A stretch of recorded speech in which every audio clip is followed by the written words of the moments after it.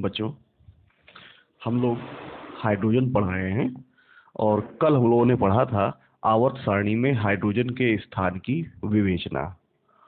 आज हम लोग पढ़ेंगे हाइड्रोजन के समस्थानिक। तो बच्चों, हाइड्रोजन के 3 समस्थानिक ज्ञात हैं। कितने हैं? 3 समस्थानिक। कौन कौन से हैं बच्चों, ये देखेंगे। सबसे पहले प्रोटियम।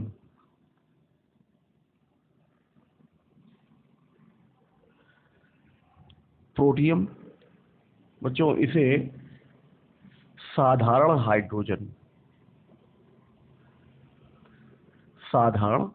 हाइड्रोजन या 1H1 या H कहते हैं। समझ में आ गया? दूसरा है ड्यूटीरियम। इसे भारी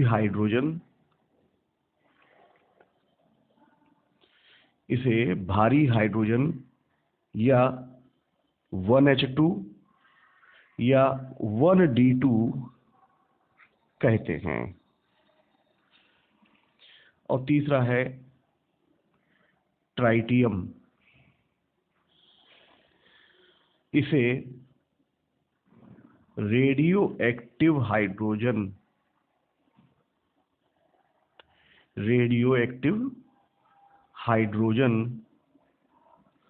या 1H3 या 1T3 कहते हैं। इतना समझ में आ गया? अब बच्चों, यहाँ पर आपको याद रखने के लिए हम यहाँ बता रहे हैं कि D2, जिसे हम कहेंगे ड्यूटीरियम की खोज यूरे ने ब्रिकलैंड व मर्फी, ये एक टीम है, यूरे, ब्रिकलैंड और मर्फी ने 1931 में की थी। समझ में आ गया? और ट्राइटियम जो T2 है, ट्राइटियम की खोज लोजियर, ब्लीक व स्मिथ ने 1934 में की थी। इतना समझ में आ गया? अब जो हाइड्रोजन है, वो हाइड्रोजन के तीनों समस्थानिकों में केवल प्रोटियम और ड्यूटीरियम ही स्थायी है। ठीक है? क्या हमने बताया? हाइड्रोजन के 3 समस्थानिकों में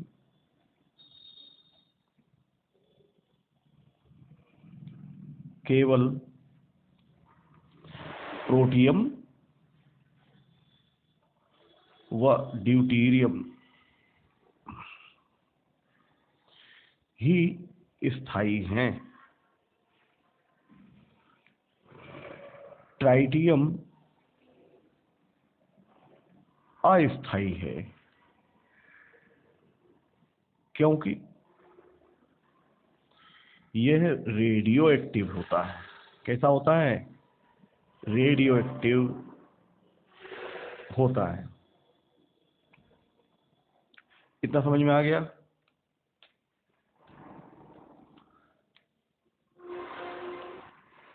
कुछ अगला महत्वपूर्ण पॉइंट इसका बता रहे हैं कि साधारण हाइड्रोजन है, उसमें 99.9844% प्रोटियम, 1H1 .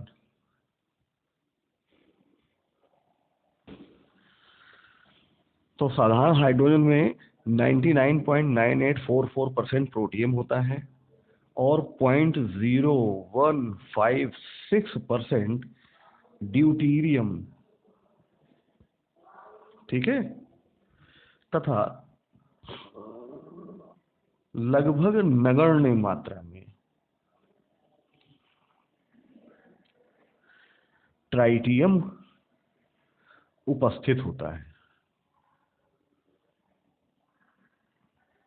ठीक है, तो इससे स्पष्ट क्या होता है कि अतः साधारण हाइड्रोजन के लगभग 6000 भागों में एक भाग D2 होती है।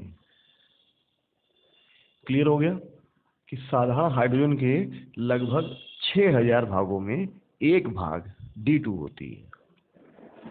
बच्चों, अब हम लोग पढ़ेंगे हाइड्राइड।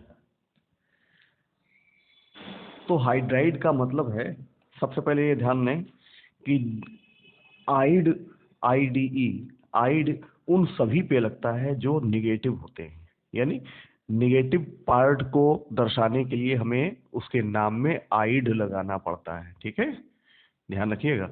यानी जब हाइड्रोजन निगेटिव होता है तब हाइड्रोजन के नाम में आइड लगाते हैं। तो ऐसे समझें कि जब हाइड्रोजन अपने से कम ऋण विद्युती या हम ऐसे भी कह सकते हैं कि अपने से अधिक धन विद्युती तत्वों के साथ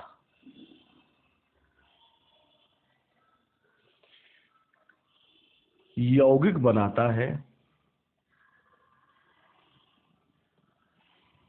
तब ऐसे यौगिक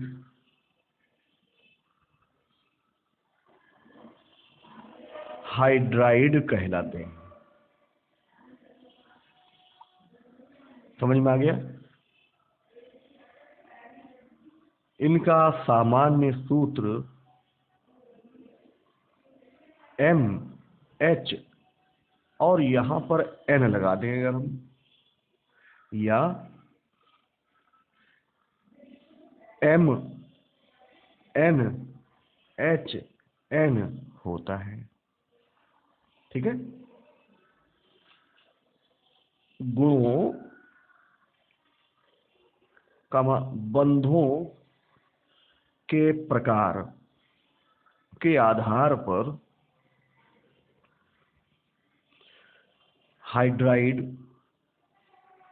4 प्रकार के होते हैं। कितने प्रकार के? 4 प्रकार के होते हैं, जिसमें सबसे पहले आते हैं आयनिक हाइड्राइड। आयनिक हाइड्राइड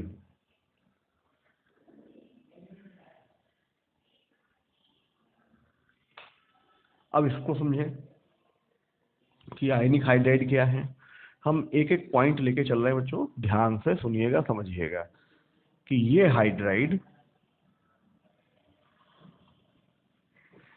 धन विद्युती धातु। अब धन विद्युती धातु कौन कौन सी?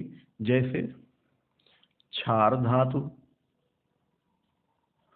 व क्षारीय मृदा धातु। क्षारीय मृदा धातु यानी सेकेंड के धातु हैं, बेरिलियम मैग्नीशियम को छोड़कर, Be व Mg को छोड़कर, ये ध्यान रखिएगा। तो क्षार धातु सारी की सारी और क्षारीय मृदा धातु बेरिलियम मैग्नीशियम को छोड़कर बनाते हैं। ठीक है, इन यौगिकों में H परमाणु इलेक्ट्रॉन ग्रहण कर H-, जिसे हम कहेंगे हाइड्राइड आयन बनाता है। इतना समझ गए। अब हम इसके आगे का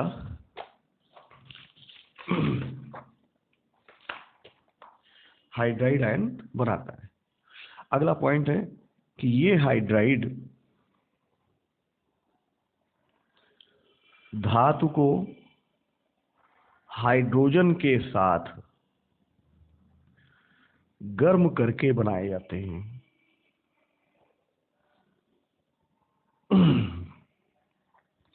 कैसे बनाएंगे उसकी रिएक्शन देख लें आप लोग।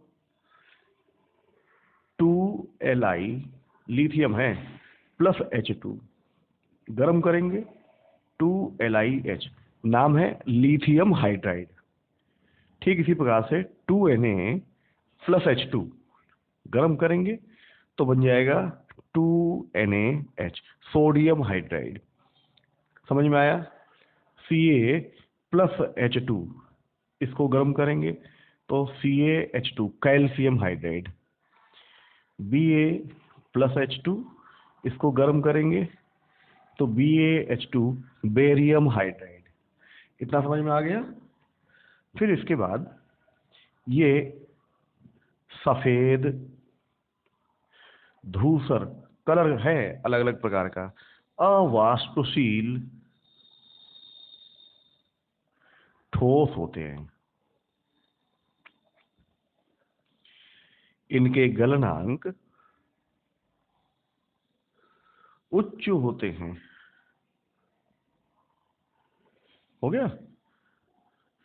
फिर इनके स्थायित्व पे आए। इनका स्थायित्व उच्च होता है और वर्ग में नीचे आने पर स्थायित्व घटता जाता है।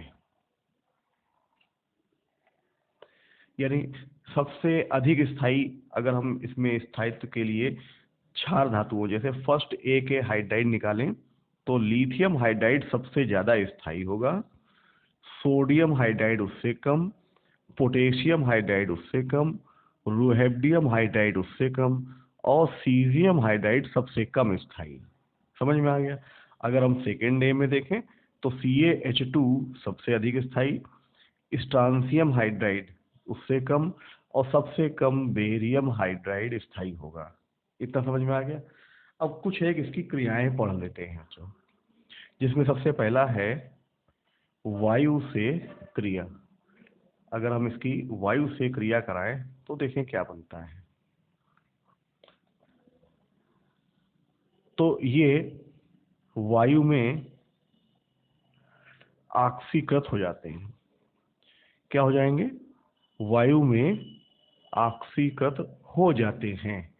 कैसे होंगे इसको देखें कि 2NaH sodium hydride plus O2, अब 2H यहाँ के लेते हैं, ठीक है, और यहाँ से निकालते हैं एक O, तब बनता है H2O। अब बचा हुआ एक O Na में लगता है, तब बन जाएगा Na2O, तो ऑक्सीकृत हो गए। ठीक इसी प्रकार से 2LiH plus O2 same reaction बनाएंगे, H2O प्लस Li2O। इसी प्रकार से CaH2 प्लस O2, इससे क्या बनेगा? फिर वही काम करेंगे, 2H एक O H2O, अभी जो एक O बचा है वो Ca में लग जाएगा, बनेगा CaO। इतना समझ में आ गया। अब हम आते हैं इसके बाद दूसरी क्रिया, जल से क्रिया। ये जल से क्रिया करा के देखें कि ये जल से क्रिया कर H2 गैस देते हैं। कैसे देंगे इस क्रिया को देखें। NaH प्लस जल को लिखेंगे HOH, निकाल लेंगे इन दोनों से एक एक H, ये बन जाएगा H2 प्लस NaOH। दरअसल होता क्या है कि यहाँ Na पे पॉजिटिव होता है और H पे निगेटिव होता है। जितने भी हाइड्राइड होंगे उनमें H निगेटिव है, और जल में ये पॉजिटिव है और OH निगेटिव है। अब इसका पॉजिटिव इसका निगेटिव मिल के H2 गैस बना लेगा। समझ में आ गया? फिर से देखते हैं, लिथियम हाइड्राइड पॉजिटिव निगेटिव, इस पे HOH में जल का HOH होता है तो पॉजिटिव, ये निगेटिव, तो ये पॉजिटिव निगेटिव आपस में मिलके H2 गैस बनाएंगे और लिथियम हाइड्रोक्साइड बना लेंगे। ठीक इसी प्रकार से CH2 कैल्शियम हाइड्राइड है प्लस 2HOH। अब यहाँ से 2H इसके मिलके बन जाएगा 2H2 प्लस CaOH का होल ट्वाइस। ये हो गया? समझ में आ गया कि नहीं? तो यह क्रिया अत्यधिक ऊष्माक्षेपी होती है और इस क्रिया में मुक्त हाइड्रोजन, चूंकि ये ऊष्मा भी उत्पन्न हो रही है और हाइड्रोजन भी उत्पन्न हो रही है, और हाइड्रोजन बहुत ही दहनशील होती है, तो इस क्रिया में मुक्त हाइड्रोजन आग पकड़ सकती है। समझ में आया?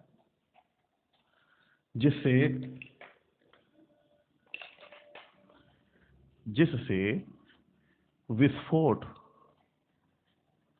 हो सकता है।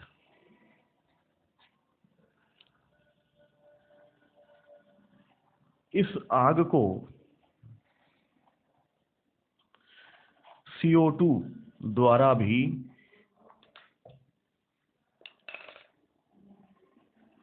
नहीं बुझाया जा सकता। इतना समझ में आया? क्योंकि धातु हाइड्राइड CO2 को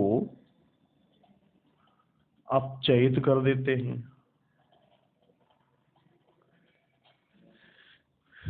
इतना क्लियर हुआ?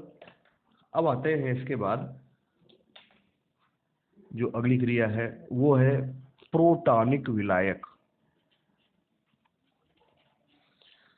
प्रोटॉनिक विलायक से क्रिया।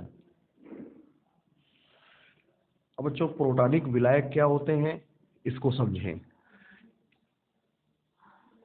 कि इस क्रिया में सबसे पहले जान लें हाइड्रोजन गैस निकलती है। क्या निकलेगी? इस क्रिया में हाइड्रोजन गैस निकलती है। अब प्रोटॉनिक विलायक वे होते हैं जिनमें H पॉजिटिव चार्ज वाला होता है। ठीक है? या हम ये कहें कि जब हाइड्रोजन नाइट्रोजन से, ऑक्सीजन से या हैलोजन से जुड़ी होती है तब ऐसे विलायक प्रोटॉनिक विलायक कहलाते हैं। हम यहाँ लिख भी दे रहे हैं, जब H परमाणु नाइट्रोजन, ऑक्सीजन या हैलोजन से जुड़ी होती है तब इसे प्रोटॉनिक विलायक कहते हैं। ठीक है? ऐसे कोई भी यौगिक ले ले जिनमें हाइड्रोजन नाइट्रोजन से जुड़ी हो, ऑक्सीजन से जुड़ी हो या हाइड्रोजन से जुड़ी हो, वो कहलाएंगे प्रोटॉनिक विलायक। अब इनकी रिएक्शन को देखें। जैसे HCl, ये सोडियम हाइड्राइड है प्लस HCl। देखें हाइड्रोजन यहाँ पर हैलोजन से जुड़ी है तो ये प्रोटॉनिक विलायक हो गया। अब इससे निकालेंगे H2 प्लस NaCl, हो गया। ठीक इसी प्रकार से CH3OH प्लस LiH, यहाँ पर ये हाइड्रोजन ऑक्सीजन से जुड़ा है तो ये प्रोटॉनिक विलायक है। इसका ये वाला हाइड्रोजन, इसका ये वाला हाइड्रोजन निकल जाएगा H2 के रूप में और बनेगा CH3OLi, हो गया। ठीक इसी प्रकार से CH3OH प्लस NaH, अब ये वाला H निकालेंगे H2 के रूप में और बन जाएगा CH3ONa। इतना समझ में आ गया। और प्रोटॉनिक विलायक ले लेते हैं, जैसे NaH सोडियम हाइड्राइड की क्रिया अमोनिया से कराएं। HNH2 हमने लिखा है, NH3 है यहाँ पर, तो ये हाइड्रोजन नाइट्रोजन से अटैच है, तो ये भी प्रोटॉनिक विलायक है। यहाँ पर ये निकल गई H2 गैस प्लस NaNH2, इसे कहते हैं सोडामाइड। हो गया। तो अब अगली हेडिंग है अपचायक गुण।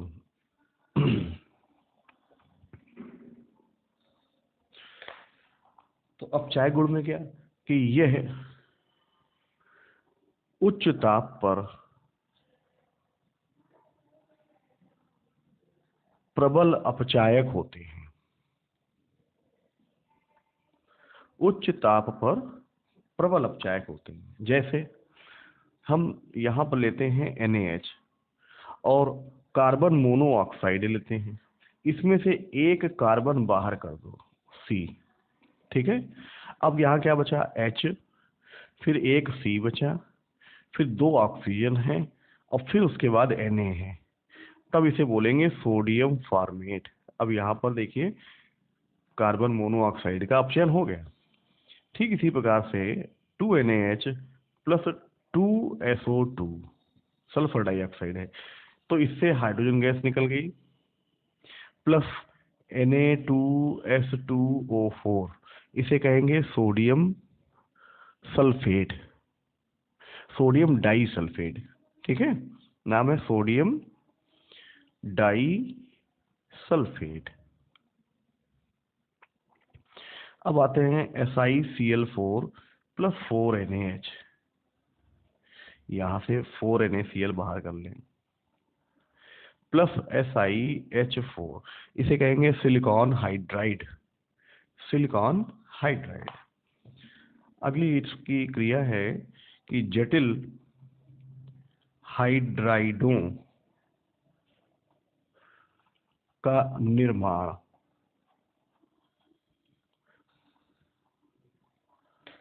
जटिल हाइड्राइडों का निर्माण। अब इसमें क्या है क्रिया, देखें कि 4LiH प्लस AlCl3, इससे हम 3 Cl और 3 लिथियम निकाल लेते हैं, ये ठीक है। तो ये बन जाएगा 3LiCl प्लस बचेगा क्या, एक लिथियम है, एक एल्युमिनियम है और 4 हाइड्रोजन है, इसे कहेंगे लिथियम एल्युमिनियम हाइड्राइड। तो ये जटिल हो गया। क्लियर हो गया। 2NaH sodium hydride plus diborane B2H6 कहते हैं, इससे बनेगा 2NaBH4। क्लियर हो गया। इसे कहेंगे सोडियम बोरोहाइड्राइड। अब इसके बाद आते हैं नाइट्रोजन N2 से क्रिया, नाइट्रोजन N2 से क्रिया, इसमें बनेगा नाइट्राइड बनता है। कैसे बनता है, 6LiH प्लस N2, इससे 6H निकल जाएंगे, 3H2 बाहर हो जाएगा और 2Li3N, ये लिथियम नाइट्राइड यहाँ बच्चों बन जाएगा। इतना समझ में आ गया। तो ये आयनिक हाइड्राइड यहाँ पर आपके समाप्त होते हैं।